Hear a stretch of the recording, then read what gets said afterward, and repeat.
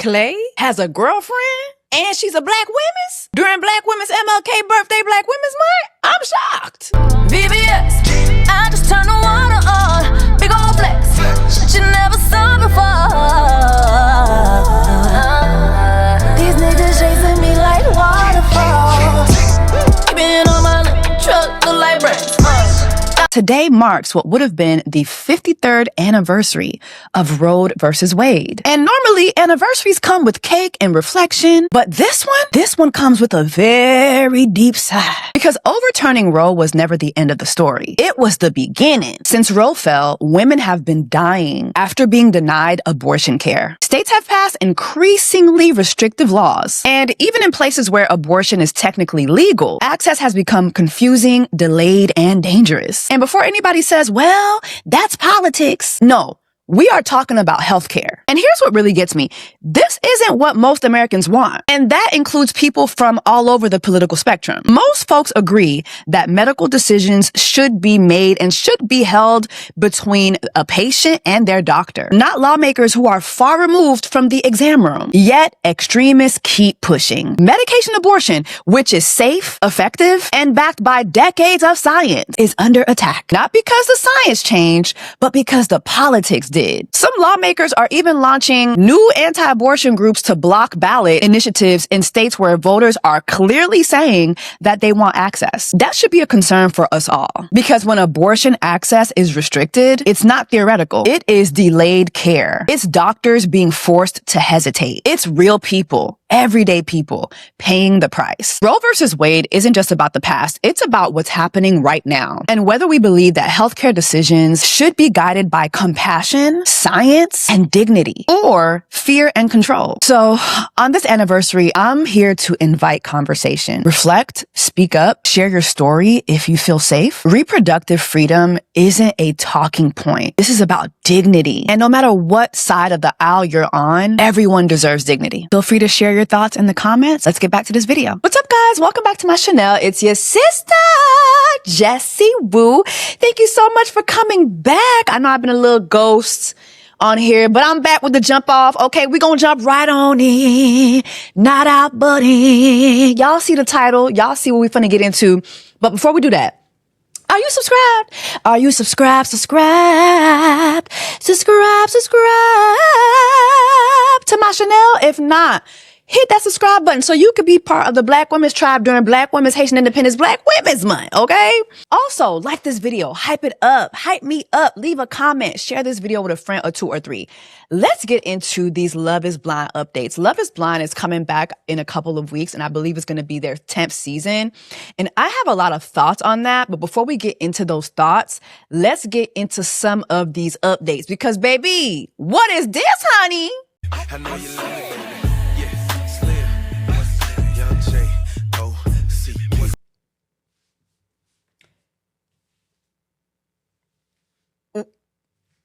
What? Clay? With the Black women's? What happened to the whole Selena Powell era? What happened to that?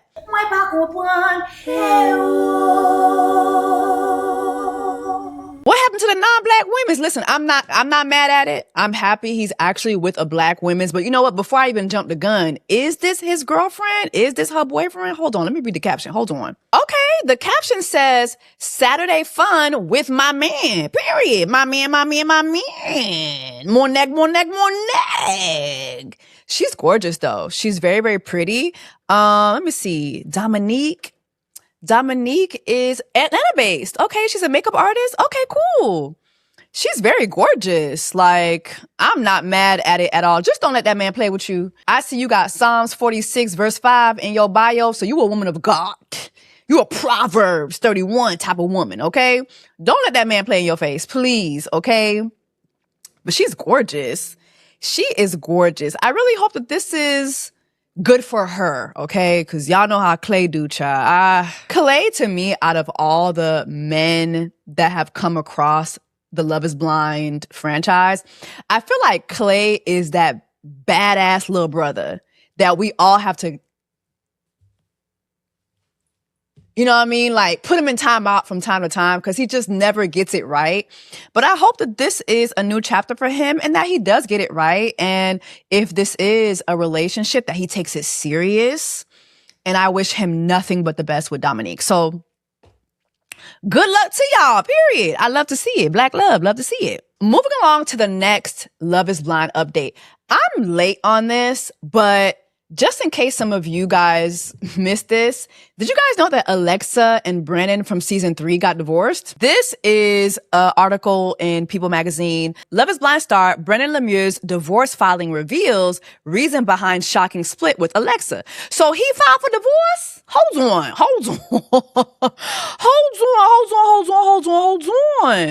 Court records are revealing the details of Love is Blind alums Brennan Lemieux and his wife Alexa Lemieux's divorce.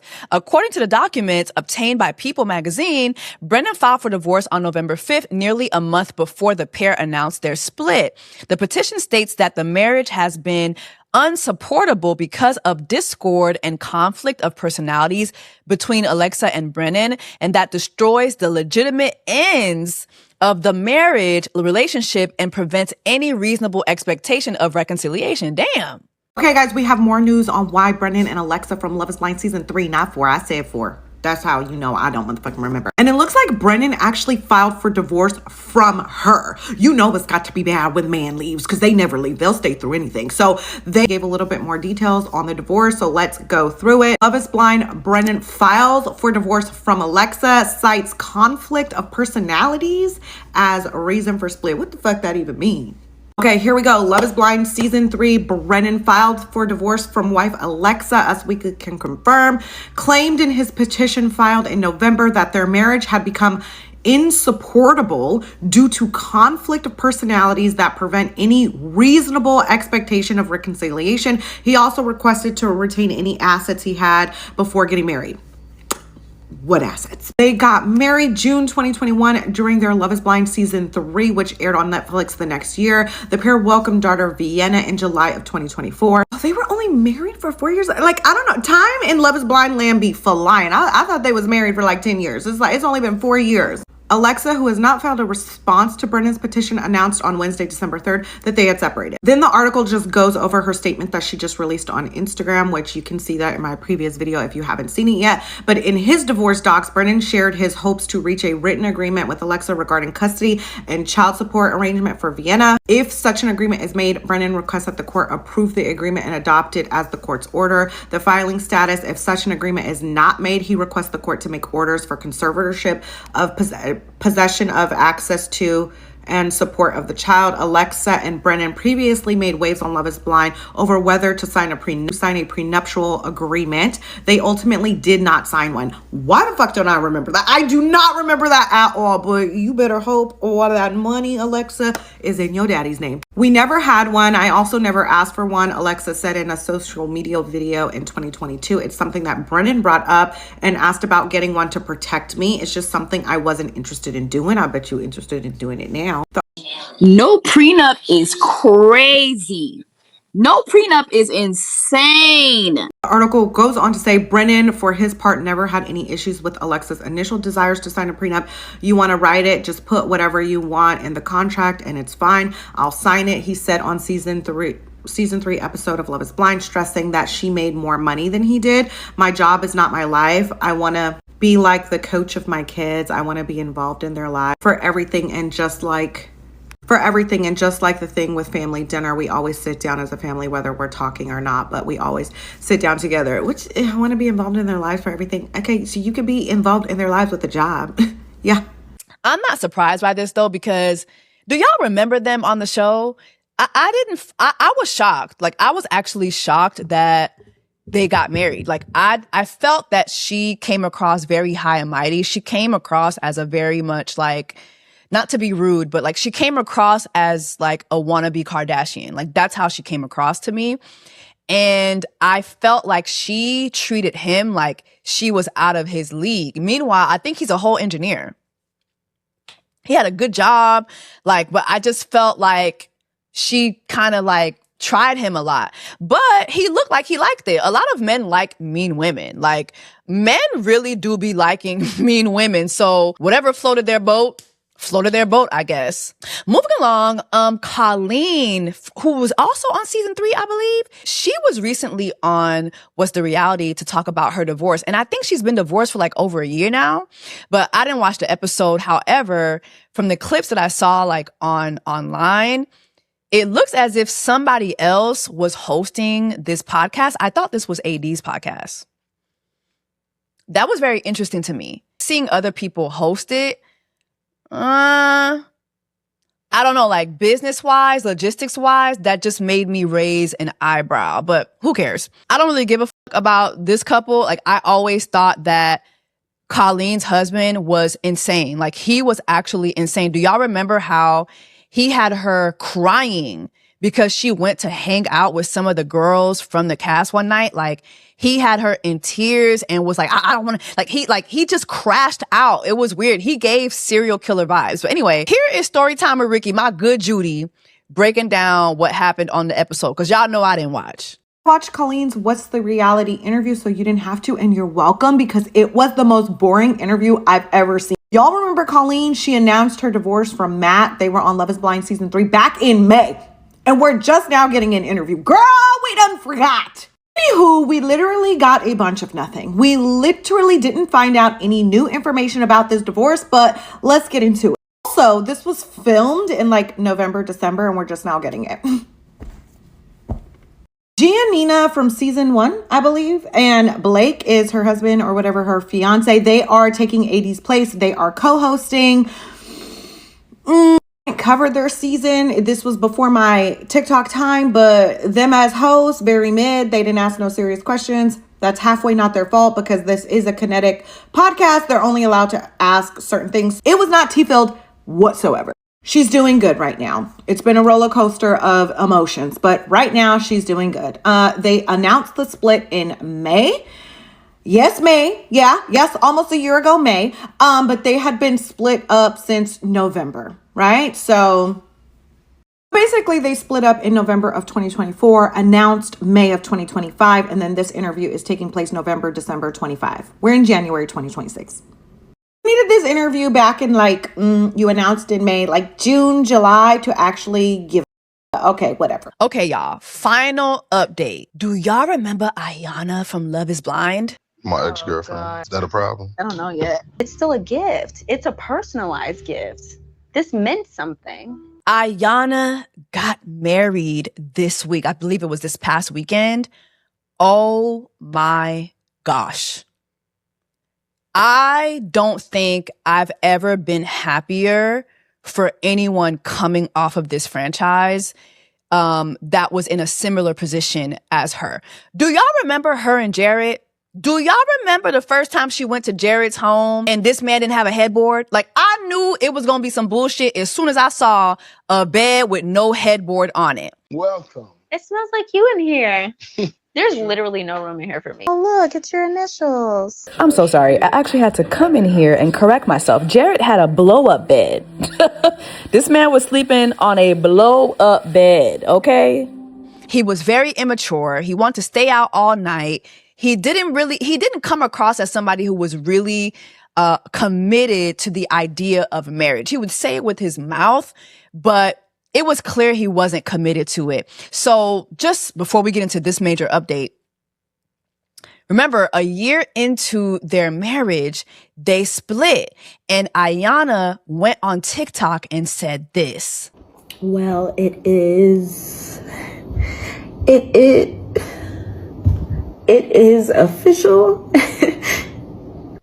Divorce really is like a grief, and as much as people laugh at how long we were married, I think my expectations made it real, my hope made it real, my effort made it real, my tears made it real.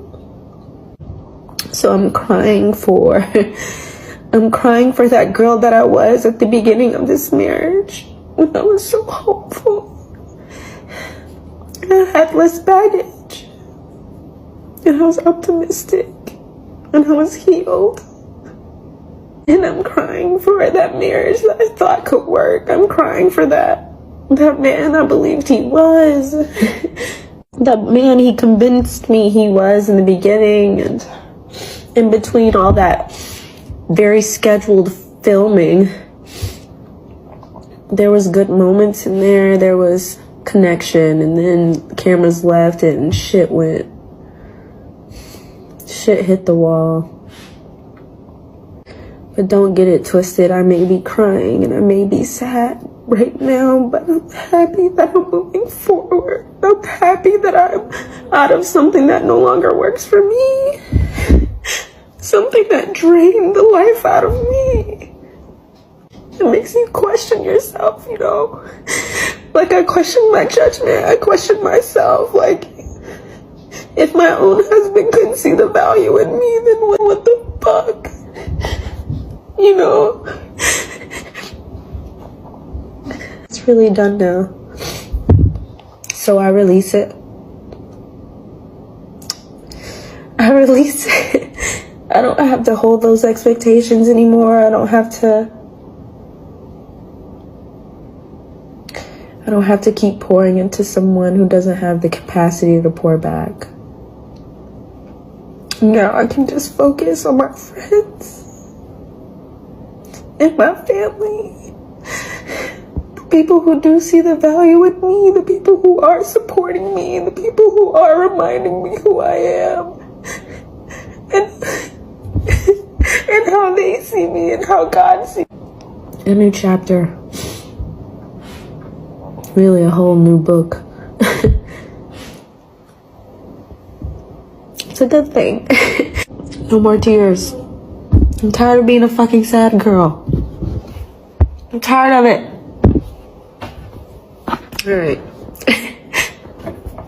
Bye.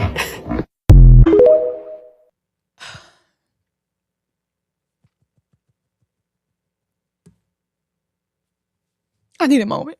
Okay, I'm back. I'm sorry. Like, watching my sister cry like that really did hurt me when I watched it then. But watching it now, I mean, God is so good. God is so good and faithful. So anyway, remember, she kept it really cute at first. She kept it really cute. You know, we're getting divorced. You know, things weren't what they seem. But then fast forward, she went on her podcast and another podcast and talked about how not only did Jarrette cheat on her, but that he cheated on her as they were filming Beyond the Altar. This man was cheating on this lady while cameras were going up. Okay? In between filming, he was cheating on her. What was the breaking point for you? Because I have a feeling there were multiple. What was the final? There were multiple. I think I had been contemplating divorcing at least before we actually had the conversation, at least 6 months before. When after The Altar was filming, I was contemplating divorce. I mean, clearly people saw it on, people were like, why is she so annoyed with him? It's because I was frustrated by the situation, and Jarrette's great. Jarrette's a great guy, but he just wasn't a very good partner. And I felt neglected. I felt unseen by my own husband. And it wasn't even, I mean, he really did do the best that he could with what he had. And I think he genuinely thought he was ready. And I did too. And yeah, but I realized you can't make someone do the work for themselves. You can't make someone want to grow. You can't make someone want to start that journey. And I realized it wasn't my responsibility to push him into that. And I got tired of trying to push him into that. So I said, you know what? I gotta go. Because it started to eat at me. I wasn't myself. I wasn't myself. Pit of your stomach feeling where you just constantly know something's wrong. Yeah. I was like, I can't live like this, man. I kept pleading with him after the divorce. Jarrette, please talk about it on your podcast. Just be honest. You have a whole podcast. Be authentic about it. Be transparent about it. And he was just like, no. And I was like, well, okay, well, I feel like I'm getting to the point where I want to talk about it. I was like, don't you want to come on my podcast and have an honest conversation? He's like, no. Oh, so you actually talked to him about it? Like, oh, yes, plenty.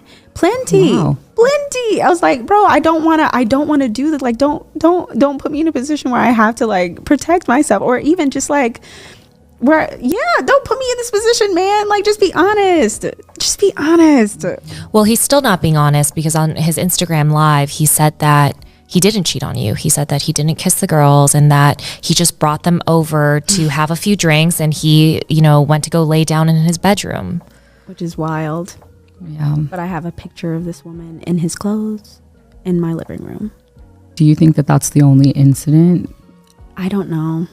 And I don't want to say that there is more, but I will say that there were quite a few just gray area things that kept coming up. And I was like, this isn't appropriate for a married man. It's just not. And he would gaslight the hell out of me. And I'd believe him. I mean, that's what manipulation is. Like that's what it is. Because I was his wife, and I was like, this man is my husband. Like, why else would he marry me? Why would he say yes if he didn't want this to work? If he didn't want to try to make it work, it didn't make sense to me. It's like, wow, why do you want to continue to stay? Because I looked through my text messages, and I saw in May I was advocating for a divorce, and I was like, Jarrette, just be honest with me. You don't want to be with me. You don't want to be with me. He's like, no, you don't understand. I love you. I really love you. He's like, I'm trying to change. I'm trying to be a better man for you. And I'm like, what, Jarrette? And then that's another thing. He admitted to me that, yes, he did cheat. But then, like, publicly, like, yeah, it just feels like a slap in the face. What? And if that wasn't horrible, she went on to later say that the girl came to her as a women's. During Black Women's MLK Birthday Month, Black Women's Month, came to her as a women's via email to tell her about how this man was cheating on her. Who emailed you? The girl. No, it's nobody that y'all knew. No, it's not Mal. Before y'all start. Yeah, she literally said, I'm coming to you as a woman. First of all, I hate when they say that. Are you ready for a new relationship? I am getting ready. Not an IG DM, not even. Oh no, I got a DM too. I realized when I found her on social media on IG that she had also DM'd me.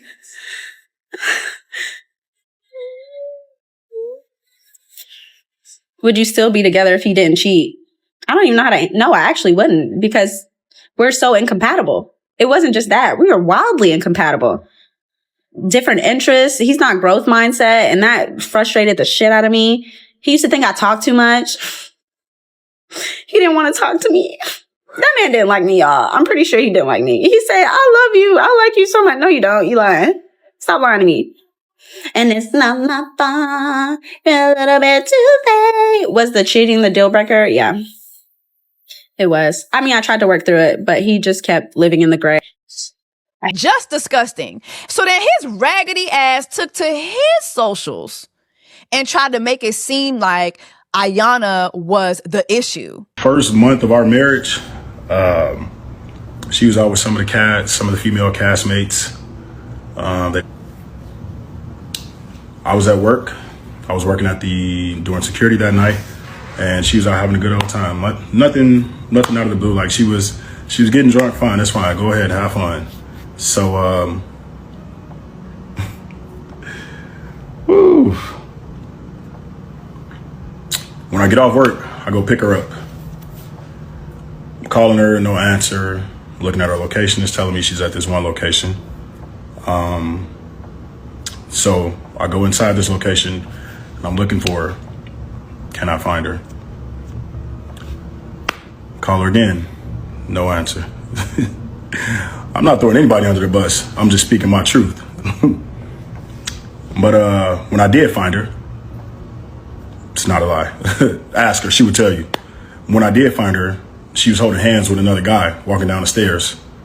And I'm like, what the f? Basically, Iyanna was drunk and a guy was helping her down the stairs with your lying ass.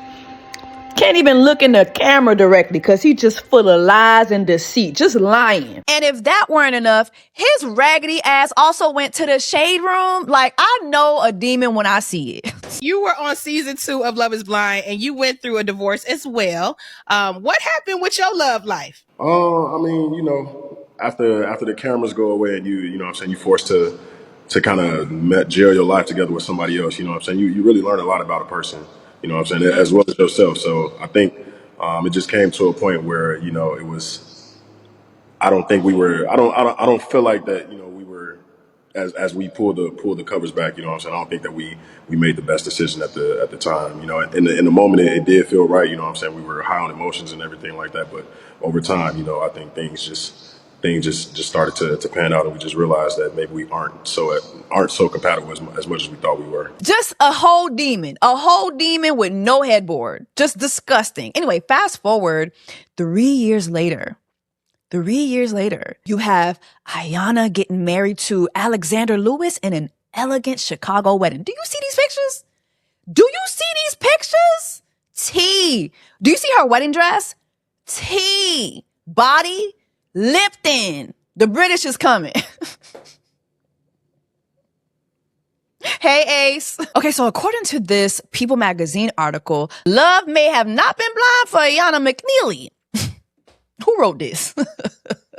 But it sure is real, period. The Love is Blind alum who divorced co-star Jarrette Jones in November 2022 after marrying during season 2 tied the knot with a corporate attorney. Hey! Hallelujah! Hallelujah! Hallelujah! Jésus c'est wa nan la vie mwen, les bateaux mwen chavire, c'est li qui vin pilo. Oh, hallelujah! Hallelujah! Girl, what? Iyanna went from being with a man with no headboard to a corporate attorney. Let me tell you something. If you don't believe in God, you better start doing so. If you don't believe in the Lord, you better start doing so ASAP. This is a move of God, okay? What? And he's very handsome. They make such a cute couple. Oh my God. I'm so happy for her. I am so genuinely happy for this woman. I am like, this right here, this is how God turns it around. Like, love it, love it, love it, love it, love it. So moving along, I just wanted to talk about something that I was thinking about earlier when I was just gathering all this stuff for this video. As we move on to the 10th season of Love is Blind, I have a theory, and I think this theory really, really hit me today as I was just pondering on the last season of Love is Blind. I really think that we moved on from the last season of Love is Blind kind of quickly. It doesn't seem that way because it was so, it was excruciatingly painful to watch. The whole Edmund and KB of it all. But there's still a lot of conversation to be had about how harmful Love is Blind has been to their cast, particularly Black women's. And I'm always going to stand on that. And I don't care who likes it, who doesn't. Like, I do not care. I'm always going to keep my foot on Chris Colleen's raggedy ass for as long as I have a microphone and a camera and internet service, okay? I'm going to keep my foot on Chris Colleen's raggedy ass and his nasty treatment of Black women on his show. And I was just thinking a lot about this again as I was getting ready to do this video. I have a theory. I truly think that Love is Blind purposefully does this casting the way that they do, not only to obviously give us entertainment, because it's clear they don't care about these people getting married for real. They want ratings, they want views, they want the engagement. They do not really care about these people actually being happily married at the end of this experiment. But what they do care about is not creating a situation where a couple becomes bigger than the program. And when you really just take a walk down memory lane, if you take a walk down the Love is Blind memory lane, there's only one couple who was, and will forever be bigger than the Love is Blind program. And that couple is Lauren and Cameron. But there is a reason why we just don't see them. We don't see them, right? And I'm going to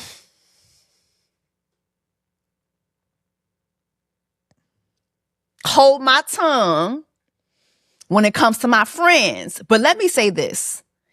It is not by coincidence. It's not by accident that we do not see these two. And I truly believe that the reason we don't see these two is because Love is Blind does not want to create an atmosphere, a lane for couples becoming bigger than the program. Okay? That is why they continue to set these women up with the most mediocre of men. That is why they go out of their way to cast men who aren't even looking for a wife, a la Clay, right? And yeah, we can beat down on people like Clay or people like Jarrette, right? But ultimately, they are placed on these shows because they're not serious about marriage. And so that is going to create entertainment. It's going to create fascination. It's going to create anger, outrage. Because why are you on this show if you're really not ready to be married? Because you're going to watch it. It's going to be entertaining. Right? And you're going to experience so much disdain for these couples that they're never going to be bigger than the program. Okay? If you don't believe in this theory, especially as I'm using Lauren and Cameron as an example, I'll give you another perfect couple. Tiffany and Brett. Tiffany and Brett. In the Hall of Fame of couples for Love is Blind, there is Lauren and Cameron, Tiffany and Brett. Literally, right? Brett and Cameron are the only two men that have been on Love is Blind that I have never seen not one negative post about. Not one negative tweet, not one negative Instagram, not one negative comment, nothing. Same for Tiffany and Lauren. Literally, right? But we all know that Love is Blind not only does not want to see Black women happily in love and happily married, right? But we also know that when it comes to Black love and Black marriages, they want to promote disgustingness. They want to promote carnage, okay? Tyler and Ashley, right? Liler, right? That's what they want to promote. And even when you go down to AD and Ollie, just keeping it a buck. I didn't watch The Perfect Match, but from what I understood, Ollie showed his ass on that show, right? And we all know that AD is just very much male-centered, right?